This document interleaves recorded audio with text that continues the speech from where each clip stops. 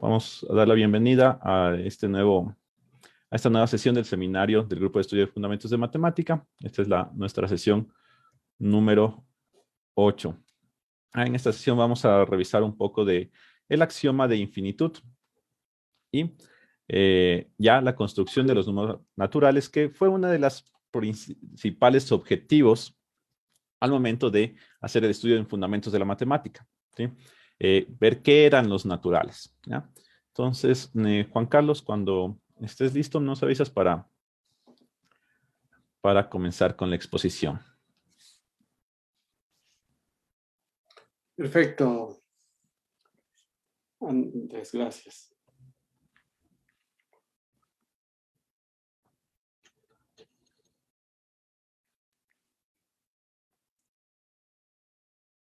Hasta eso, comentarles, como siempre, este seminario es organizado por el Departamento de Matemáticas de la Escuela Politécnica Nacional y forma parte de las actividades del Grupo de Estudios en Fundamentos de la Matemática de la Asociación de Estudiantes de Matemática e Ingeniería Matemática de la Escuela Politécnica Nacional.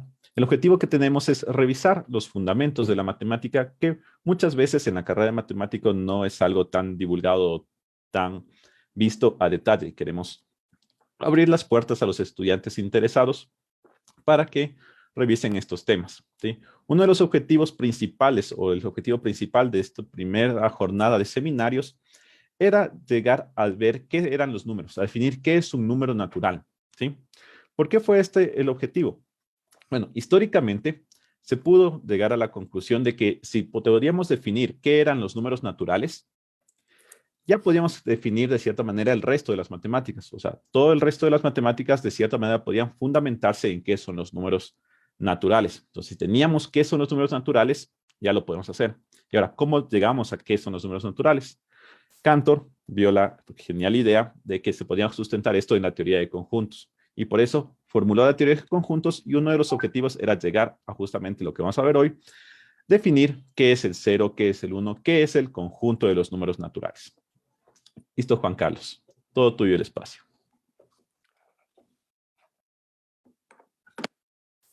Gracias, Andrés. Muy buenos días con todas, con todos.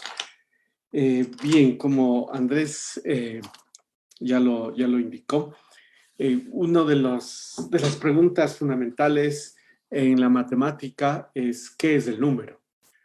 El primer atisbo de matemática surge con el aparecimiento de la escritura y del no concepto, de la idea de número, más o menos 3000 años antes de Cristo, y probablemente en la cultura acadia, los sumerios, los antecesores de los babilonios.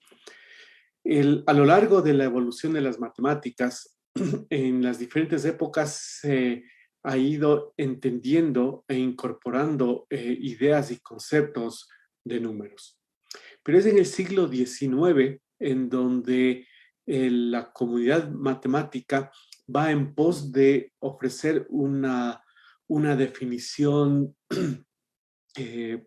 consistente, una definición que pueda ser, primero, obviamente, aceptada por toda la comunidad matemática y que capte la idea que tenemos de los números. Ya en la primer tercio del siglo XIX, Bolzano llegaba a la conclusión de que para poder entender el nuevo cálculo, la nueva matemática, los conceptos de límite, de derivada, de continuidad, había que establecer una definición adecuada de número, el número que ahora denominamos real. Paralelamente, contemporáneamente a Cantor y no sé si amigo, pero colaborador con quien mantenía correspondencia, Richard Dedekind, ya propuso una primera definición de número real. Y luego, obviamente, también Cantor hizo la suya, y para ello, bueno, entre otras cosas, desarrolló o postuló o creó este concepto de conjunto. Lo que vamos a hacer ahora es ver precisamente cómo la teoría que hemos desarrollado hasta el momento se presta completamente para esta definición. Pero antes, incluso vamos a recordar y a ver que previo a Hilbert, que se le conoce como el matemático de la concepción formalista, es decir, esta matemática que se construye sobre sistemas axiomáticos. Recordemos que fue él en el Congreso de 1900 en París que propuso los problemas fundamentales de la matemática que debían ser abordados a partir del siglo XX con el fin primero de darle consistencia una vez que a finales del siglo XIX habían aparecido las paradojas de la teoría de conjuntos propuesta por Georg Cantor. En 1926, Hilbert, en un artículo bastante famoso, exclamaría que nadie nos iba a expulsar del paraíso que había creado Georg Cantor. La fuerza de Hilbert en este congreso y la fama que tenía, la autoridad que tenía dentro del mundo de las matemáticas, determinó fundamentalmente que la corriente que se seguiría en matemáticas, al menos durante casi todo el siglo XX, es la formalista, la construcción de teorías matemáticas desde el punto de vista axiomático. Sin embargo, Hilbert es uno de los varios exponentes de esta concepción. Y precisamente la que nos ocupa ahora, la de los números naturales, ya fue vislumbrada por otro matemático, otro grande matemático, Giuseppe Peano, matemático italiano, que en 1889 ya nos propuso una primera axiomática sobre la noción de número. Es decir, esta idea de número natural, a partir de la cual podemos construir el resto de números, ya fue postulada. Bien, justamente antes de presentar la versión contemporánea conjuntista, vamos a revisar un poquito un momentito, vamos a revisar lo que Peano ya nos mostró. Entonces voy a dejar de compartir un momento esta pantalla. Un poquito. Compartir. Y voy a compartir esta de acá.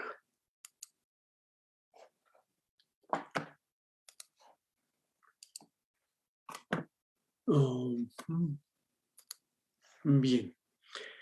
Esta es un facsímil, es una copia, un escaneo de una de las obras más importantes y emblemáticas de Giuseppe Peano, el formulario matemático. Su primera edición fue publicada en 1889 y luego vinieron más ediciones en las que, bueno, aparte de ir extendiendo y completando su propuesta original, también hizo algunas modificaciones. Esta que están mirando es de 1901, está en francés y precisamente, como pueden ver, es la segunda parte en la que trata sobre la aritmética. Ya desde su primera versión denomina a cero, al número o al conjunto de los números, al sucesor, que sería la idea que tenemos de sumar uno en los números naturales, como conceptos, en este caso denomina ideas primitivas. Y, Carlos, ¿puedes hacerle un poco de zoom? claro, Ahí tal vez Ahí se ve sí, mejor. ahí se ve mucho mejor. Entonces, bueno, repito, ¿no? Aquí presenta de manera explícita, esto ya lo hizo anteriormente, hay cuestiones anecdóticas como que la primera versión de este trabajo lo hizo en latín y ha sido muy difícil para los historiadores determinar por qué lo hizo en latín y solamente atribuye una especie de romanticismo respecto de cómo se publicaban y se desarrollaban las matemáticas 200, 300 años antes. Pero bueno, yendo a lo esencial. El, como toda teoría axiomática, una vez que presentamos los conceptos primitivos, presentamos los axiomas. En este caso, Peano les denomina proposiciones primitivas. Y noten ustedes también lo complicado para nosotros hoy en día la notación que utiliza. Peano tenía el sueño parecido, similar a Leibniz.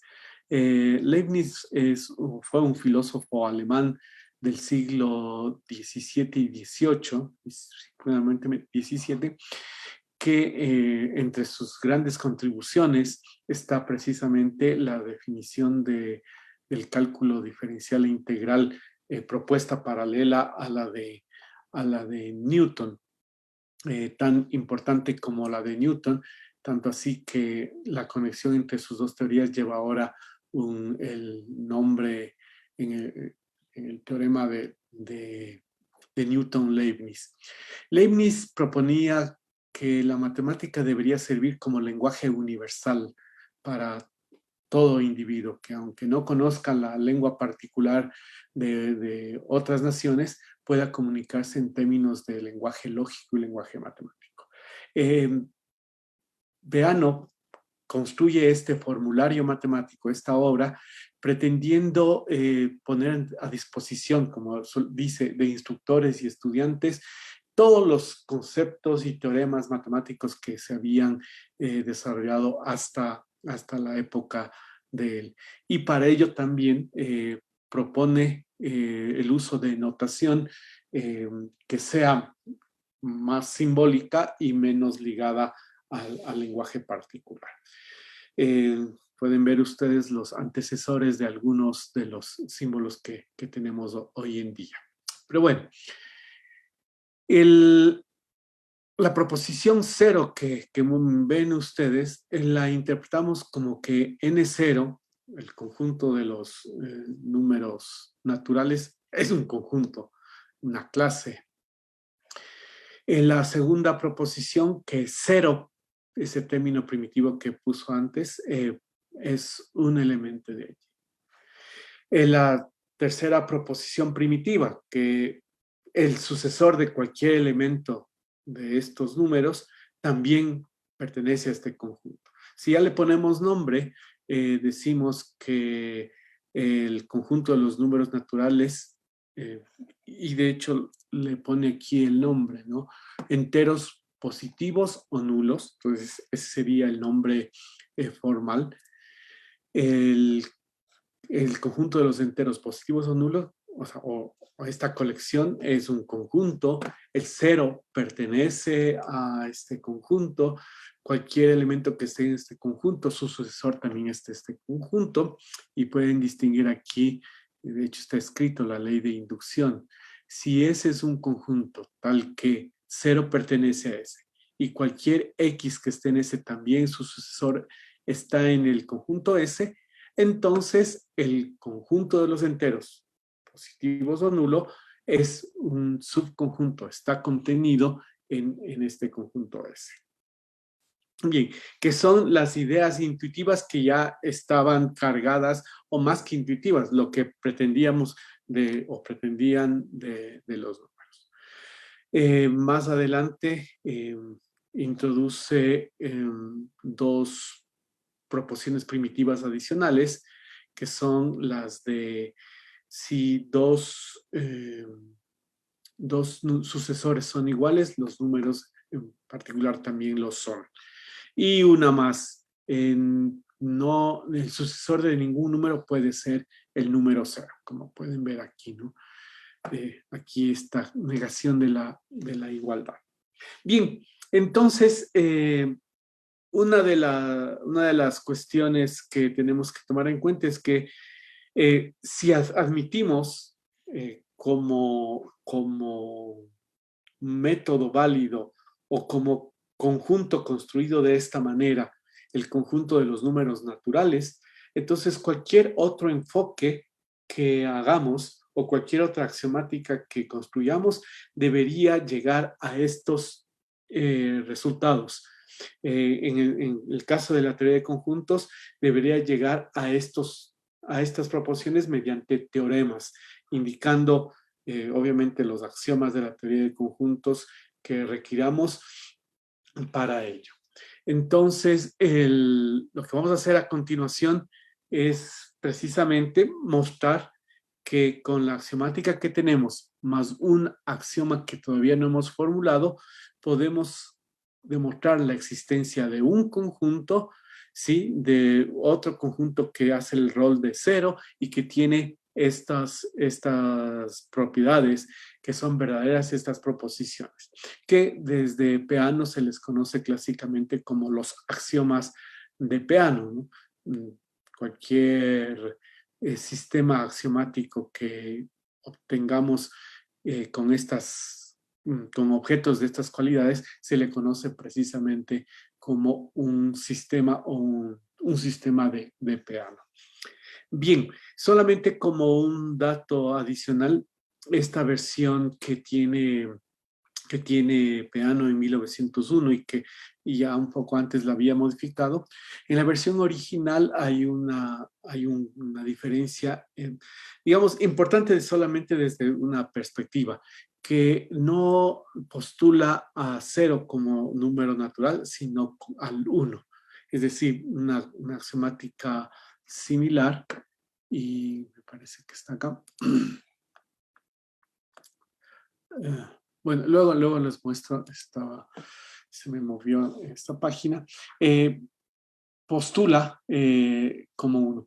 Comento esto porque es bastante frecuente, ustedes como estudiantes o interesados en la matemática y nuestra relación con la educación, suele ser una pregunta bastante frecuente en estudiantes y en profesores de secundaria de si el 0 es o no un elemento de los números naturales.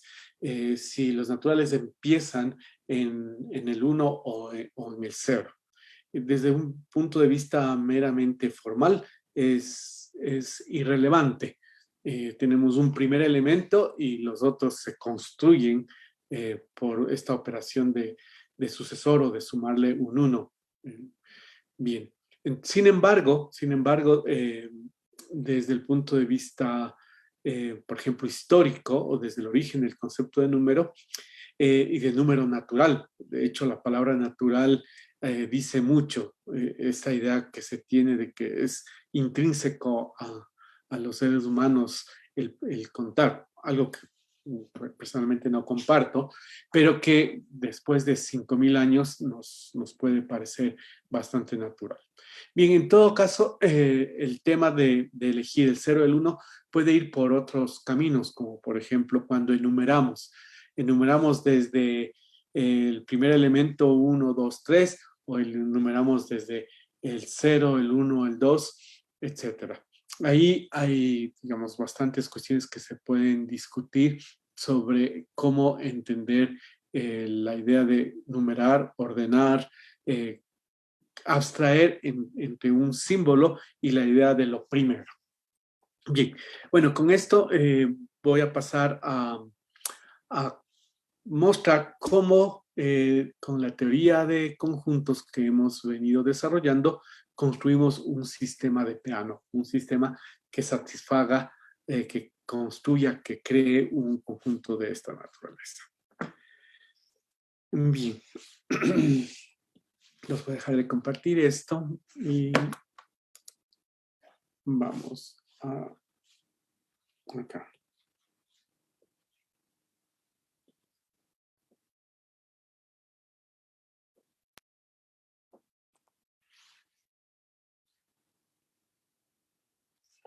Bien.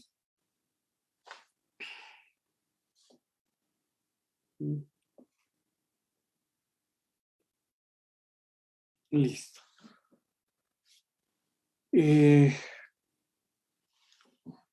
Necesitamos los siguientes conceptos precisamente para poder construir esto.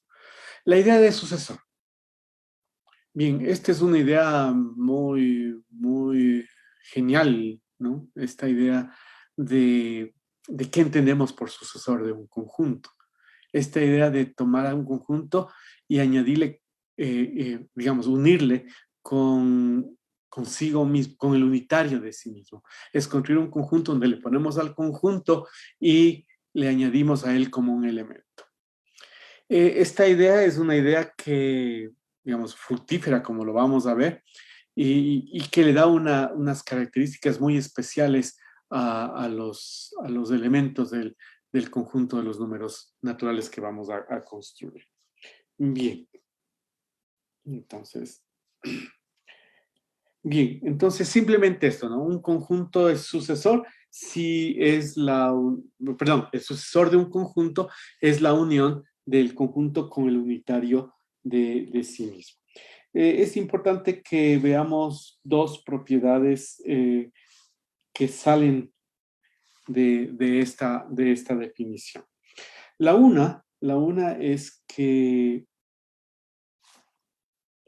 A siempre pertenece al sucesor de A, por obvias razones, ¿no? Porque A pertenece al unitario de A y el unitario de A es subconjunto de A y la unión del unitario de A. Pero también A es subclase del unitario de A porque A es subclase de la unión de A y el unitario de A, o subconjunto. Entonces, esta es una característica que no todos los conjuntos tienen, ¿no? El hecho de que A, un mismo conjunto, pertenezca a otro y también sea un subconjunto del mismo. Bien. Carlos, hay una observación. La idea también de generar el sucesor es, a partir de un conjunto, crear otro un poquito más grande. Entonces, con un elemento extra. Entonces, ¿cómo podemos hacer para asegurar que estoy colocando un elemento extra? Porque bien, si la idea era solo poner un elemento extra, podríamos definir el sucesor de un conjunto como A unión el unitario del vacío. Pero si en tal caso el vacío ya era elemento de A, le estoy uniendo y tendría lo mismo, ¿ya? Entonces, la idea genial de unirle el unitario de A es la siguiente, que por el axioma de fundamentación que ya vimos, nosotros sabemos que A nunca es elemento de sí mismo, ¿sí? Y si es que podemos ir por reducción al absurdo, si A fuese igual a su sucesor, con esta definición de sucesor, llegaríamos a que A es elemento de sí mismo, lo cual es contradictorio. Por lo tanto, de esta manera, con esta definición, estamos generando exactamente eso, un conjunto diferente del original y que tiene un elemento extra. Exactamente. Es decir, precisamente lo que Andrés dice es esto, ¿no? Es decir, A, o me voy a cambiarle el orden solamente, el sucesor de A no es igual a A. De ahí justamente va a salir la idea de infinitud, ¿no? Caso contrario, podríamos estar encerrados solamente en un conjunto, si fuera el caso. Bien, entonces ese es la primera idea que tenemos. La segunda idea es el poder hacer lo que justamente Peano nos dice en el postulado de que el sucesor de todo de todo conjunto, digamos, de todo natural, también sea un número natural. Entonces necesitamos la idea de un conjunto en donde si A está en ese conjunto, entonces el sucesor esté en ese conjunto. Por tanto, introducimos el concepto de conjuntos que tengan esta propiedad. Y un conjunto que tenga esta propiedad, precisamente, le llamamos el conjunto o le llamamos sucesor de un conjunto, ¿no? Un conjunto que tenga el vacío, como ya lo dijo Andrés, la idea es construir a partir de alguien, bueno, es una clase por el momento, de alguien y poder ir aumentando, ¿no? Entonces, el, el, la clase vacía. Antes de eso, recordemos que por ahora los axiomas que tenemos no nos permiten deducir que la clase vacía es un conjunto. Para los ejemplos que hemos utilizado, hemos supuesto temporalmente que la clase vacía es un conjunto. Sin embargo, ahora vamos a quitar ese axioma, vamos a mostrar que no es necesario ponerlo como un axioma temporal, sino que hay un axioma mucho más potente que nos da mayores posibilidades y que en particular nos permite deducir que la clase vacía es un conjunto. Entonces, la definición de conjunto sucesor simplemente nos asegura la segunda condición que ya hablé. Cualquier elemento que esté en este conjunto, su sucesor también tiene que ser un elemento. Sin embargo, tenemos que empezar desde algún lado y vamos a empezar desde la clase vacía. De hecho, enseguida desde el conjunto vacío. Bien, aquí también hay que tomar en cuenta que al poner que la clase vacía pertenece a A, podríamos engañarnos en pensar que entonces estamos ya afirmando que la clase vacía es un conjunto. Recuerden, una clase es un conjunto si pertenece a otra clase.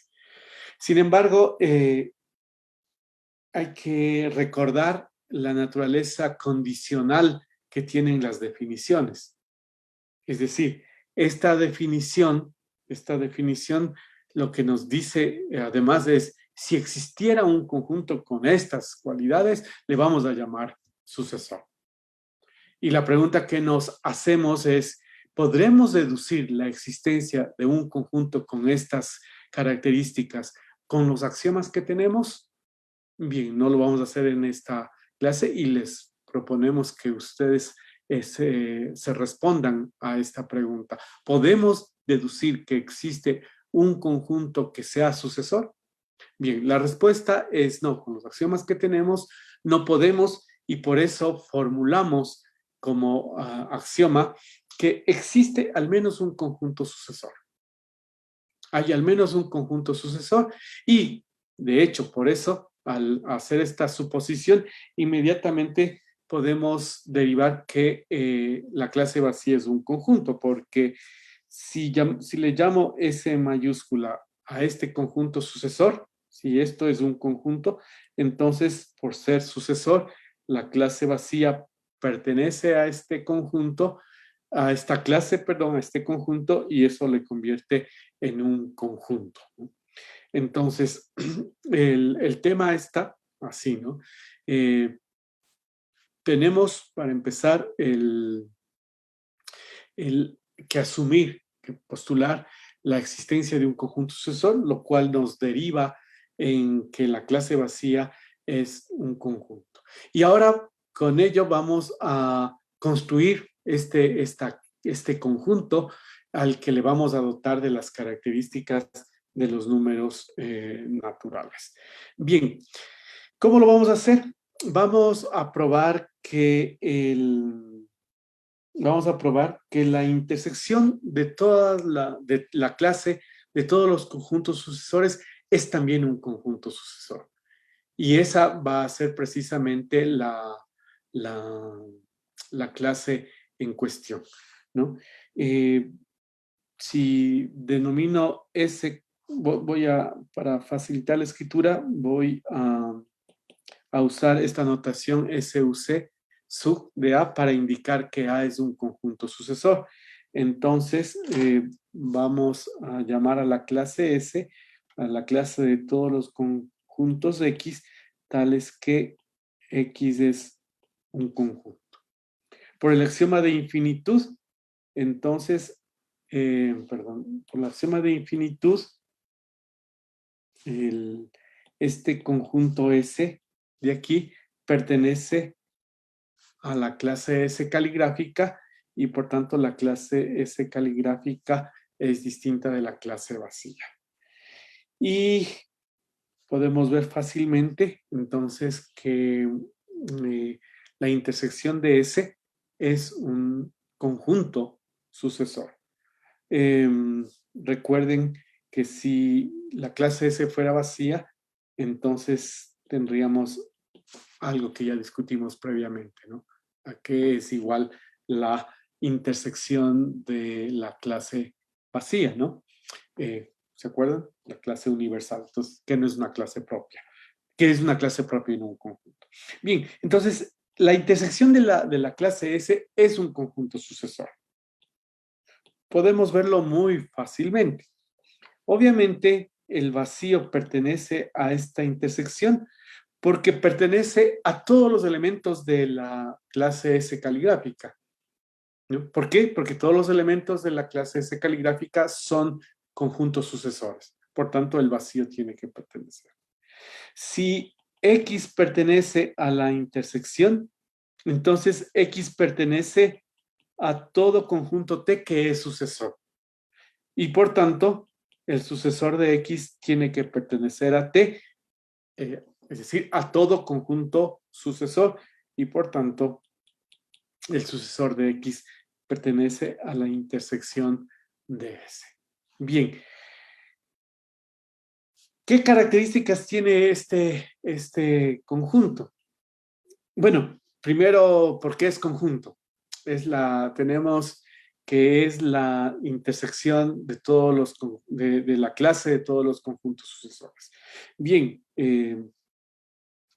no es fácil, no es difícil probar que la intersección, ¿sí?, va a estar contenida en cualquier elemento de sí misma, ¿no? De S. Entonces, en particular, está contenida en este conjunto S que existe por el axioma de infinitud y, por tanto, por el axioma de subclase, podemos probar que esta clase es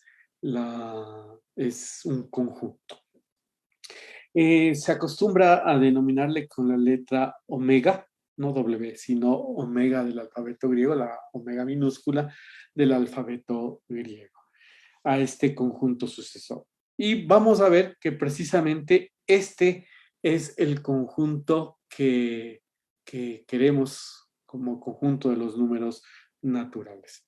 En este sentido, entonces, este sería el postulado de Peano 0, ¿no?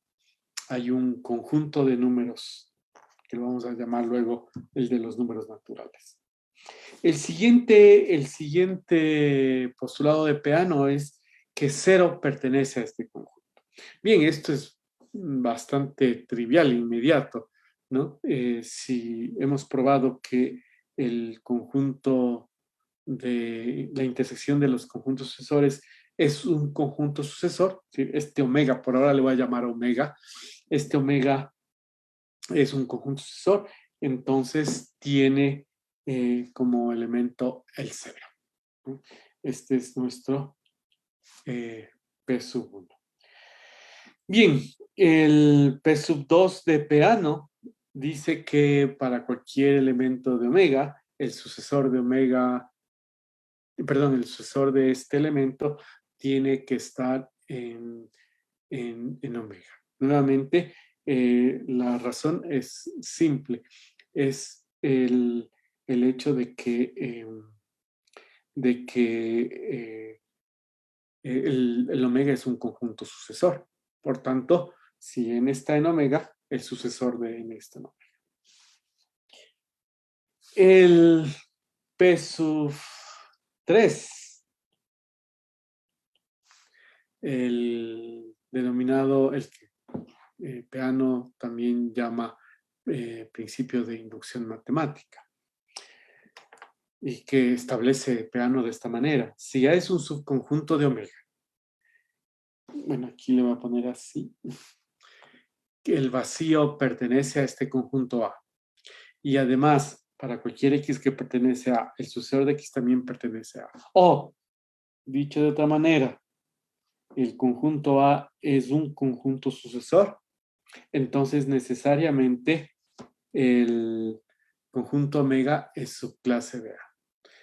Esto también es trivial, por la misma razón que explicamos antes de por qué omega es un conjunto. Al ser A un conjunto sucesor, entonces A pertenece a la clase de los conjuntos, a la clase de los conjuntos sucesores. Entonces, la intersección de esta clase está contenida en A, ¿no? Y eso es precisamente lo que estamos diciendo. El conjunto omega está incluido en el conjunto A.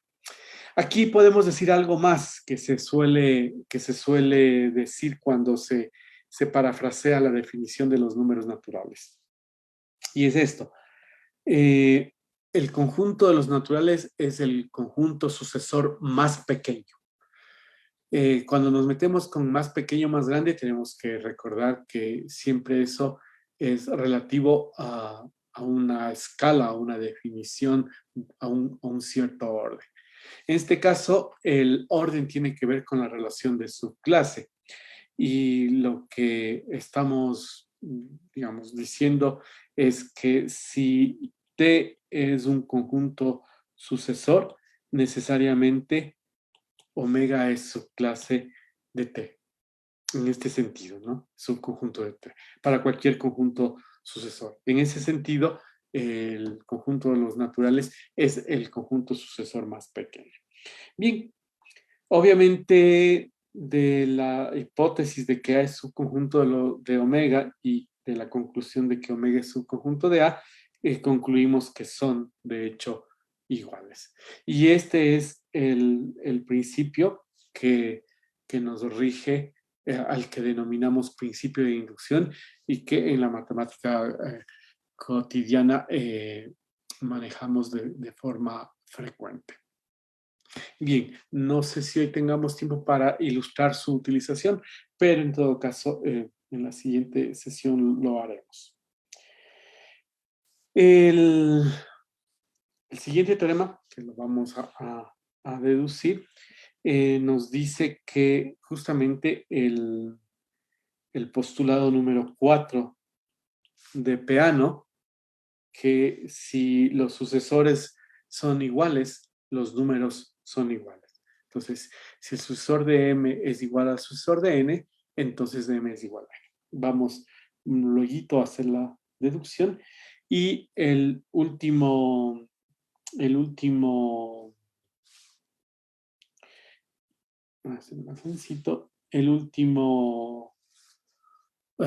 teorema que nos interesa en este momento es que el sucesor de n es distinto de 0 para cualquier elemento de omega.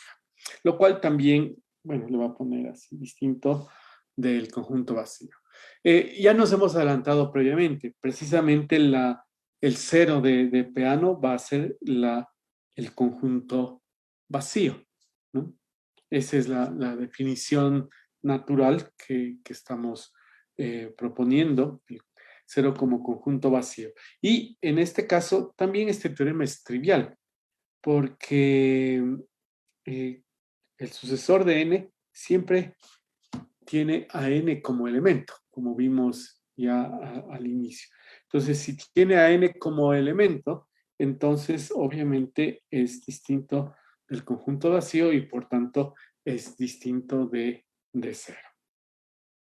Bien, entonces, esta construcción en la teoría de conjuntos nos muestra que los axiomas que hemos postulado junto con el axioma de infinitud nos permite recrear o dar un marco teórico para contar con el conjunto de los números naturales. Y con un proceso a través del concepto de relación de equivalencia, seremos capaces de construir los enteros, los racionales, los reales, los complejos, y así obtener el universo matemático, digamos, cotidiano, o el de las matemáticas,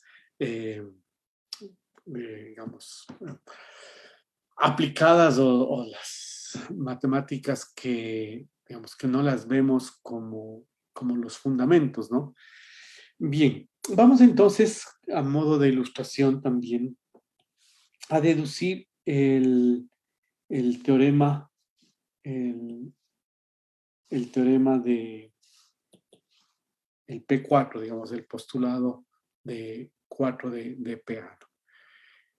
Bajo la hipótesis de que el sucesor de M es igual al sucesor de N, vamos a probar que M es igual a N. Bien, sabemos que M pertenece al sucesor de N. Por tanto, de la hipótesis 1 y la definición de igualdad, lo que obtenemos es que M pertenece al sucesor de N. Pero el sucesor de N es la unión de N y su unitario. Por tanto, de la hipótesis, de la proposición que M pertenece al sucesor de N, tenemos que o bien M pertenece a N, o bien M pertenece al unitario de N y es igual a N. Bien, aquí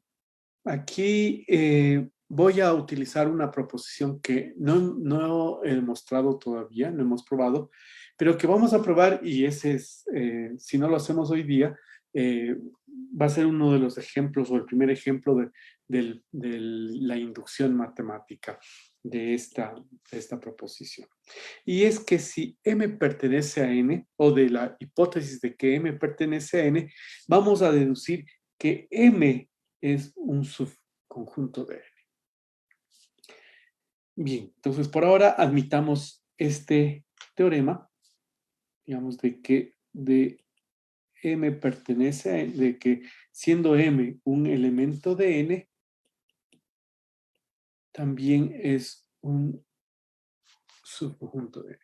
Vamos a ilustrar, de hecho esto vamos a verlo, podemos ilustrar y entender por qué resulta así, pero también, obviamente vamos a deducir. Bien, entonces, de lo que hemos logrado es obtener de esta, digamos, de esta hipótesis, y por que sabemos que M pertenece al sucesor de M, tenemos esta disyunción. Voy a hacerlo formalito ahora. Bien. De manera similar, tenemos que N pertenece al sucesor de N, y por el mismo procedimiento voy a llegar a que N sea subclase de M, o que N sea igual a M, que por la simetría de la igualdad nos da esto. Entonces tenemos la conjunción de estas dos disyunciones que por la distributiva, en este caso sería la disyunción respecto de la conjunción, concluimos que M es subclase, digamos, es la conjunción la disyunción de la conjunción de M es subconjunto de N, N es subconjunto de M, o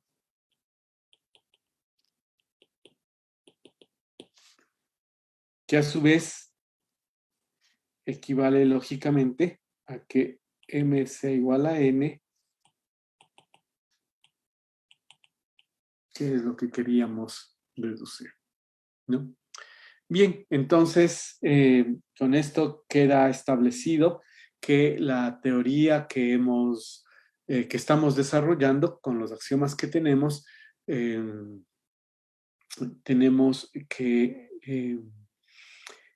se verifican, que hemos construido, mejor dicho, que podemos probar la existencia de un conjunto que satisface los axiomas de Peano y que en ese sentido se convertirían en el conjunto de los números naturales. Bien, no sé si quieres añadir algo, Andrés.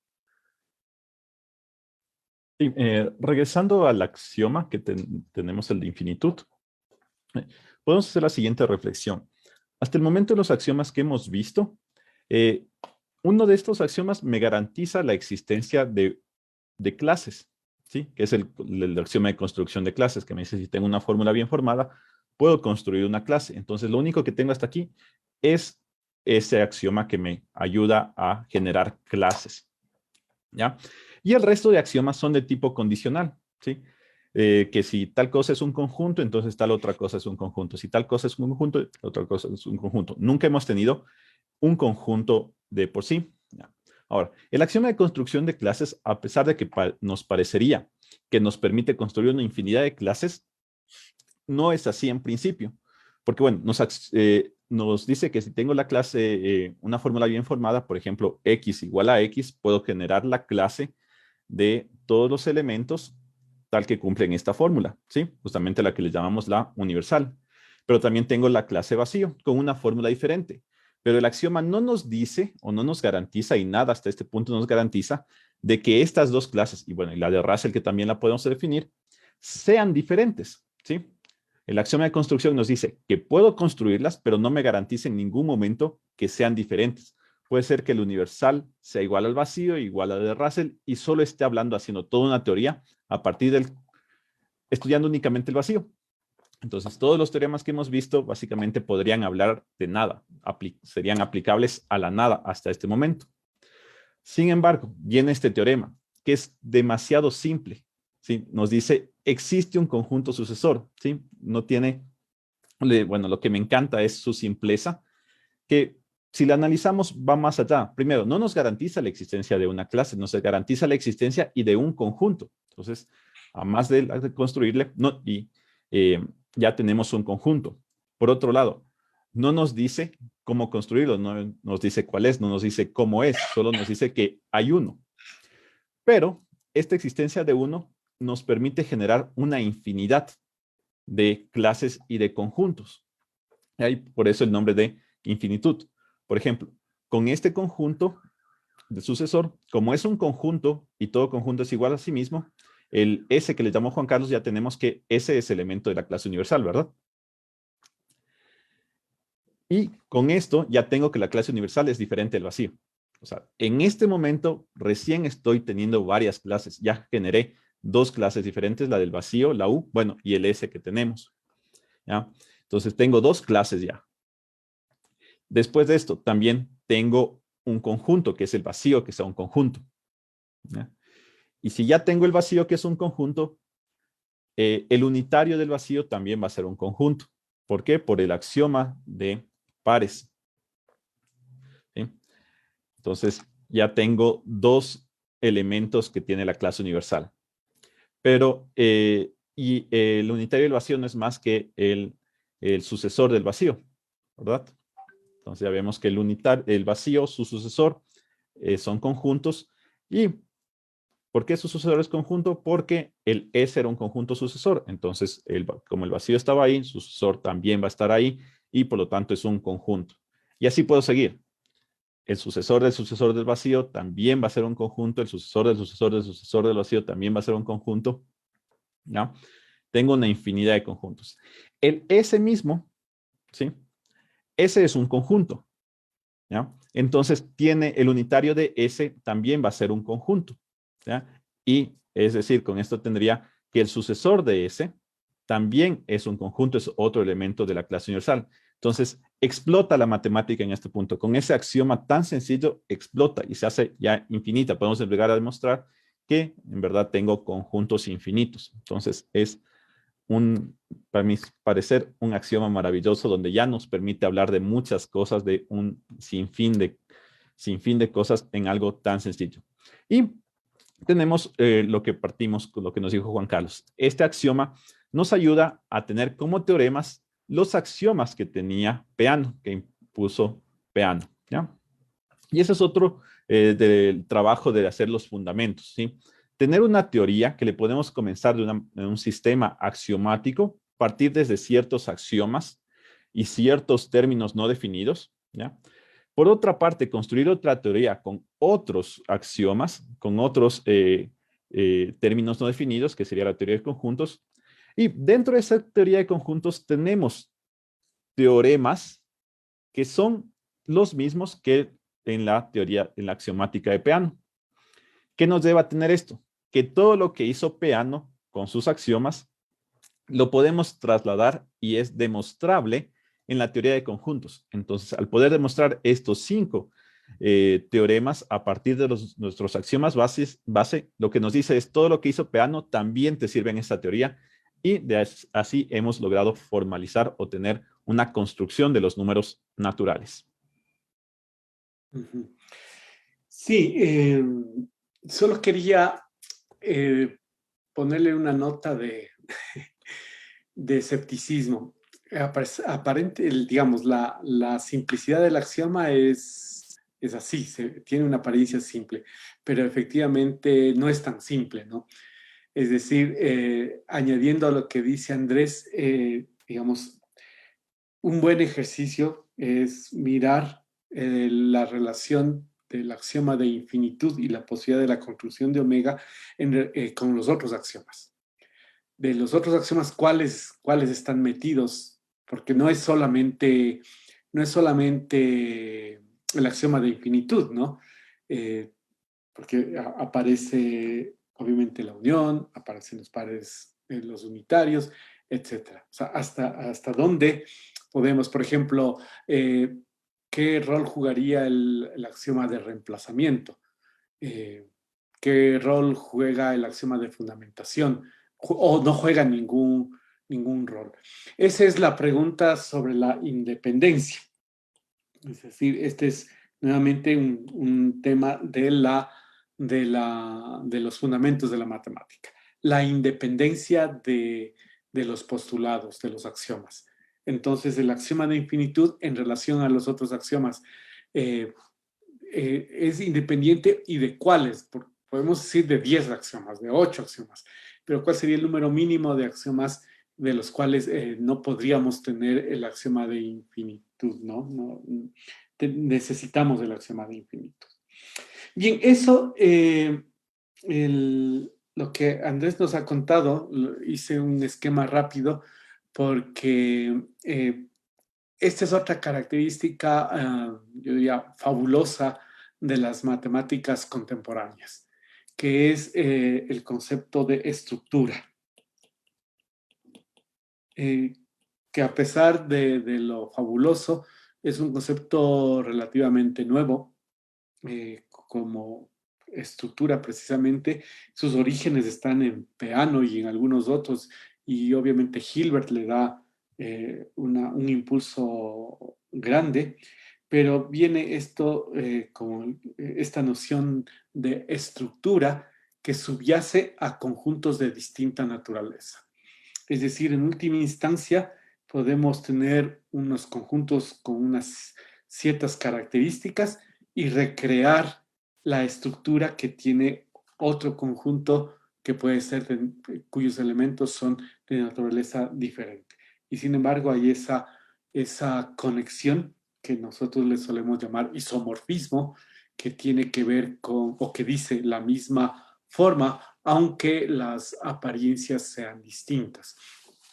Y es esta noción que el siglo XX desarrolló grandemente y que es clave tener en mente cuando estudiamos matemáticas y cuando estudiamos los fundamentos de la matemática. Para cerrar, quiero decir dos cuestiones. La una, nos queda pendiente del el siguiente teorema y que lo vamos a hablar la próxima clase. Para todo conjunto n, si n es un conjunto, un elemento de omega, que ya, ahora le vamos a llamar oficialmente, le vamos a bautizar como el conjunto de los números naturales, y a sus elementos les vamos a denominar números naturales. Entonces, para todo número natural, tenemos que n es transitivo, donde este símbolo representa la siguiente proposición. Para todo x, si x pertenece a n, entonces x es subclase de n, que fue precisamente lo que utilizamos en la demostración de la igualdad de m y n anteriormente, ¿no? Del postulado número 4 de Peano. Entonces, este está pendiente. Vamos a ilustrar este teorema mediante el uso de la inducción matemática. Y este hecho, digamos, esta naturaleza transitiva, también vamos a justificar por qué el nombre de transitivo, esta naturaleza transitiva que se puede ver precisamente en la creación, en esta cadena infinita de números que nos contó Andrés, ¿no? Definimos el 0 como el conjunto vacío. El 1 como el sucesor de 0, que a su vez se convierte en esto. Y como 0 es el vacío, nos queda que 1 es el unitario de 0. 2 es el sucesor de 1. Y este es entonces perdón, es 2, la unión de 2 y el unitario de 2. La unión de 1 y un unitario de 1. Perdón, estoy... Ya, es 1 y el unitario de 1. Y 1 es el unitario de 0, el unitario de 1, por tanto el par desordenado de 0 y 1. Entonces, como ustedes pueden ver, ¿no? Pueden ver, tenemos 2. 3 es el sucesor de 2 y tendríamos esto, ¿no? Ya, y si extendemos la notación para, digamos, tripletas desordenadas,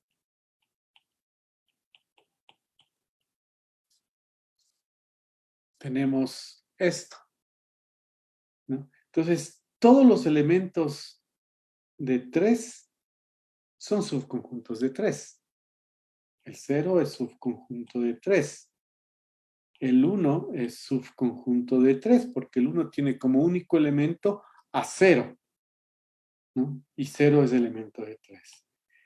Y 2 es subconjunto de 3, porque sus dos únicos elementos son 0 y 1, que son también elementos de 3. Entonces, esta idea de que usando notación informal, todo número natural, exceptuando el 0, es el conjunto de los primeros n números naturales, ¿no? Digamos, sería así, usando notación contemporánea, informal con este -1, ¿no? Y el sucesor de n sería justamente esto, ¿no? Los n+1 números naturales anteriores. Eso. Bien, esto un poco para ilustrar que no es raro que todos los naturales tengan esta propiedad, que sus elementos sean también subconjuntos, ¿no? Esta propiedad de transitividad va a ser equivalente al hecho de que si n pertenece a m y m pertenece a p, entonces n pertenece a p. Y de ahí, ¿por qué le llamamos transitiva, no? Cuando tenemos esta propiedad. Bueno, nos queda tiempito para unas preguntas, si es que hay.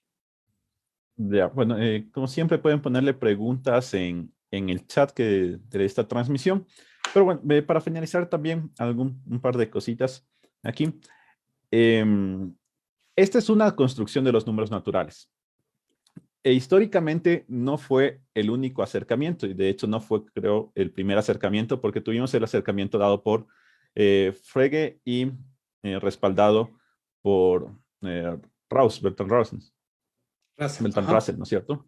¿Ya? Y también tal vez puedan haber escuchado ahí la mítica demostración de que ocupaba más de 100 y pico de páginas para llegar a demostrar que 1 más 1 es igual a 2, ¿sí?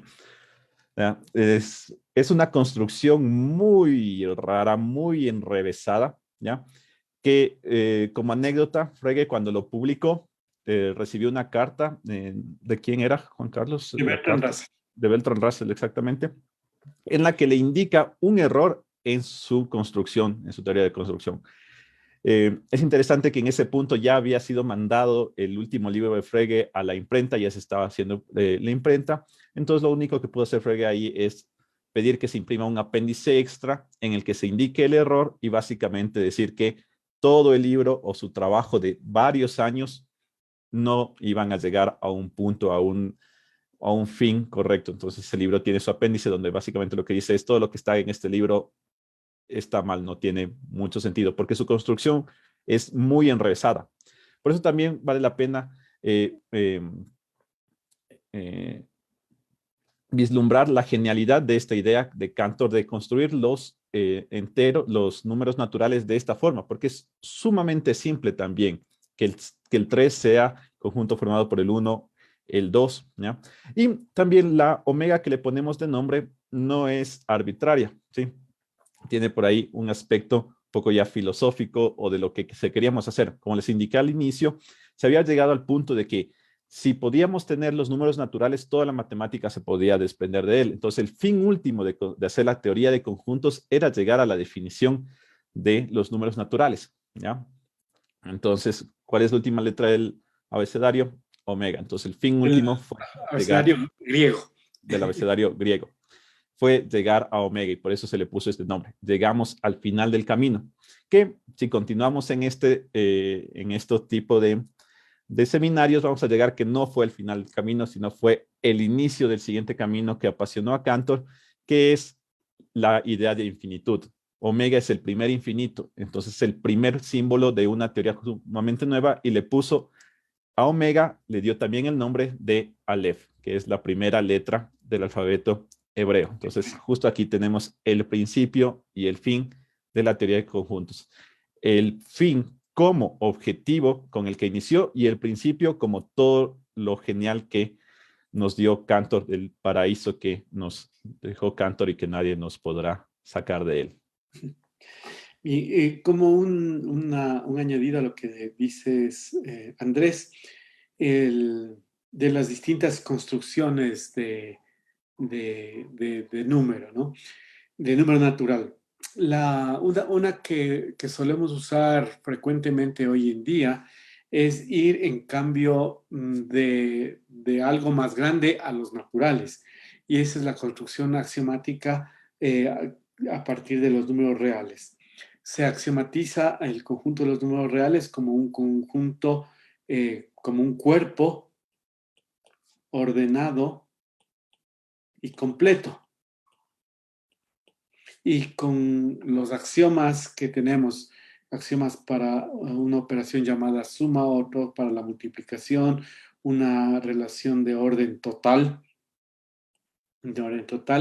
y el tema de la completitud, que dicho en términos muy sencillos, nos provee la existencia de las raíces, por ejemplo, podemos construir precisamente o mostrar que este conjunto tiene un subconjunto que satisface precisamente los axiomas de Peano. Entonces, sea lo que sea este conjunto de aquí, llegamos a mostrar que contiene un subconjunto propio que satisface los axiomas de Peano.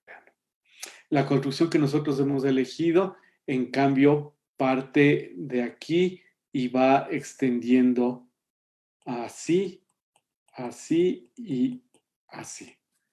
Bien, esto es, en cambio, digamos, exhibe la maravillosa naturaleza de las matemáticas y cómo podemos ver exactamente lo mismo. Incluso aquí tenemos varios modos de llegar de los racionales a los reales. Entre las famosas está justamente la de Cantor, con el concepto de sucesión de Cauchy, que realmente debería llamarse sucesión de Cantor, así le llaman algunos autores, pero no sé dónde se fue a Cauchy. Y otra de su amigo Dedekind. Las llamadas Trabajos correctas. independientes que Sí, salieron con meses de diferencia. sí, los dos con enfoques distintos y llegan a construir, digamos, en sentido estricto, dos conjuntos, R1 y R2. Y ahí viene esto de la estructura. Tienen la misma estructura a pesar de que son conjuntos distintos, porque parten del mismo objeto, los racionales. Sea lo que se haya hecho previamente, tenemos los racionales y obtenemos dos conjuntos. Estos son clases de equivalencia de sucesiones de Cauchy y estos son clases de equivalencia de conjuntos de números racionales con unas ciertas características. Y aquí viene justamente esto, el isomorfismo, ¿no? Este isomorfismo, la idea de estructura. Bueno, estos son los fundamentos, por ahí vienen las discusiones y no está despegado de la matemática aplicada y de la matemática, digamos, del día a día, como suelen decir algunos autores, la matemática con la que nos encontramos día a día. Andrés y yo estamos convencidos de que poder hacer matemática aplicada puede ser mucho más poderoso cuando también están muy claros los fundamentos y los detalles pequeños que han dado lugar a esa matemática poderosa que tenemos hoy en día. Listo, Juan Carlos. No ha habido no ha habido preguntas. Bueno, espero que les haya parecido tan emocionante como nos emociona esta parte a Juan Carlos y a mí. Es una construcción de algo un concepto tan simple, podría decir, pero de una manera genial. Muy bueno, entonces les agradecemos por haber asistido a esta sesión del seminario. Continuaremos con las sesiones de los seminarios hasta abarcar un poco más de los números naturales. Y eso sería todo por esta semana. Muchas gracias, Juan Carlos. Gracias a ti, Andrés. Gracias a todos y hasta la próxima semana. Hasta luego.